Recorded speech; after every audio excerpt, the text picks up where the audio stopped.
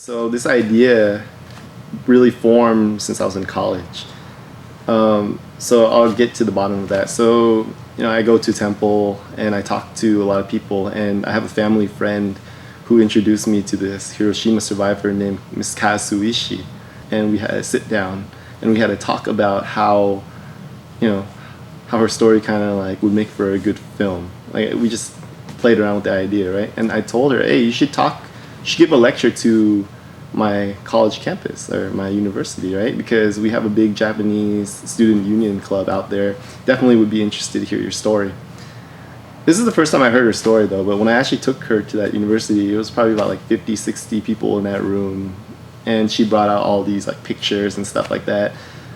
And she's talking, like she's describing everything like a fairy tale, right? Like from panel 1 to panel 2. And I'm looking at this like, you know what? This would make for a really good documentary. Because not only, well, like you hear a lot of documentaries and you see a lot of documentaries on Hiroshima where like it just never ended well for like a lot of people. There were actually a few animated series based on Hiroshima, like Barefoot Gan and Grave of the Fireflies. I'm not sure if you heard of it. Very, very touching animations. Like you watch it and it's like it hits you hard, like in the first 5 minutes, right? It's really sad, like because the way it ends is usually like people die at the end and you expect them to die at the end. But this one's a little interesting because, throughout all that stuff that she went through, and at the time she witnessed the whole bombing, like she managed to come out of that alive and well to this day. I mean, she's still telling stories, And I was like, man, it'd be an interesting twist if we can reenact her story. It's an interesting tale. Like she tells a lot about her life, her early life. She was born here, actually. So this is more of like a Japanese American perspective. It's not necessarily like a Japanese perspective. So you're hearing a different side. Because I've heard a lot of documentaries just from like the Japanese side, and I'm pretty sure like everyone's seen it already. Like I don't want to do anything that people have already seen, I want it to be a little different. I hope the animation incorporated into it would be a little bit different. It would kind of show people kind of like how she viewed, that like traumatic experience back in her day, like through my vision as well. It's like, well, she's kind of taking me through it, so I'm kind of like trying to picture in my mind like how the story kind of like comes together for her.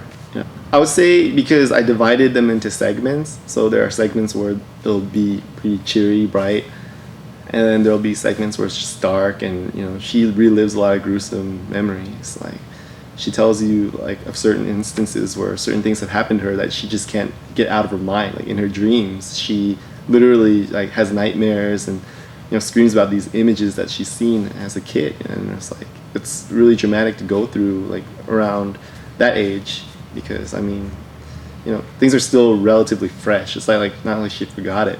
So a great portion of it is definitely dark, and then I would say like past that, she even talks about stuff that happened after that, where she actually got to reunite with Paul Tibbets, the actual Enola Gay bomber. Like he actually dropped the bomb. Like there was a very tense interaction between them, and she tells us about that, and it was a really interesting story. Like, the film is called Hibakusha, so which means it means atomic bomb survivor. It's a Japanese term that means atomic bomb survivor. So, yeah, it was really simple. Like, you couldn't have picked a better title for it, because that's how she identifies herself as. Like, she's a proud Hibakusha, and she keeps restating that. I'm like, well, okay, all right, I guess this term is a very important thing to you, so like we might have to use that for our title then.